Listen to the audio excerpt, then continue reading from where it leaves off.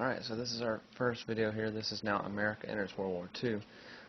This is neutrality to involvement. So we're going to cover a lot of the neutrality acts and things like that, okay? So first off, we had three neutrality acts. We had 1935, 1936, and 1937. Remember, the whole purpose of neutrality acts was to keep us neutral. So we are going to have to tell them apart a little bit. Now, in 1935, they basically said we're not going to sell any types of weapons to any side involved in a war.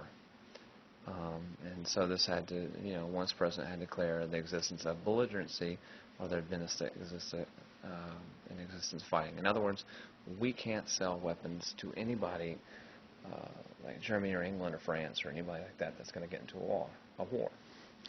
Now, the next year, in 1936, the Spanish Civil War is kind of involved here.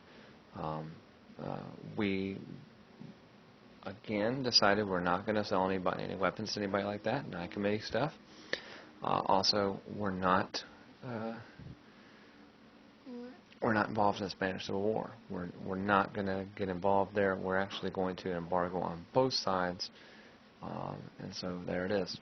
Now, in 1937, it's a little bit different. We actually introduced the cash and carry principle.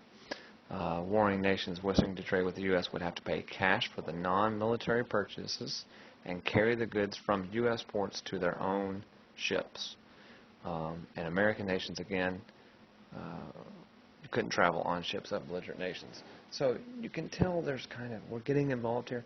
Now, why did we ultimately kind of loosen the belt a little bit? Because we realize we're getting involved here. It's helping us to make money. Now, the Neutrality Act of 1939, which is the last one, is the big one because it's called the Cash and Carry Act. Okay, Cash and Carry Act is replaced that Neutrality Act we just talked about. U.S. would sell war material to allies countries if they're willing to ship over to the U.S. This was done to continue helping Britain more than anything else. Also did this because the Germans did not have sufficient funds to successfully sell across the England Channel. We can prevented investments in any one country, even if we were neutral. However, this left the Allies short on funds, and so we have to go back to the thing. So we're really picking a side here in 1939 as the war is breaking out. We basically say, we're with England, guys. We knew the Germans couldn't get over here, as I mentioned, and so, however, it doesn't last very long, and in 1940 we really start kind of changing what we were doing and getting involved in something else. So notice, this is the first step in us really drawing closer to England. So, the U.S. involvement in England, why do we get so caught up with England? Remember, we fought the English. Well, in a weird way, we saw English as a manifestation of us. I believe it was Churchill who said, we're two halves of the same walnut. If you split a walnut, guys, if you're into walnuts, they are symmetrical, 100%. So if you split them in half, they're going to be the same on one side to the other. So we felt we were the same country, just divided by this Atlantic Ocean, okay? Now, one of the first things we're going to do is FDR is going to give a famous fireside chat, which will be called the Great Arsenal of Democracy. He said the U.S. must become a great arsenal to save democracy. In other words, he is asking the American people to work in these now factories for a plan called Cash and Carry, which I'll talk about that later on, to build up materials to go to war. But we're not even involved in the war yet, right? We're neutral. This is 1940.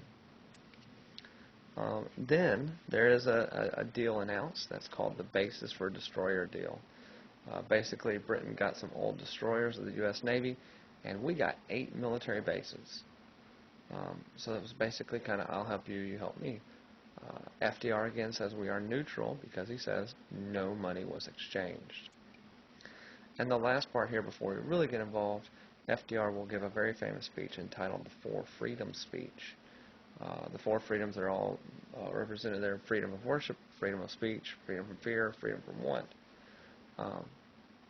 and it's kind of drawn into a characterization by a very famous banner named Norman Rockwell, who we'll cover in the 1940s.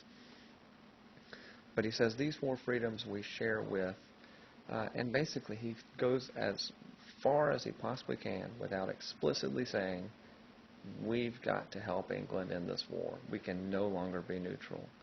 And so it's really getting involved, and we really begin to see, and America's really seeing, should we help England? Should we get involved in the war?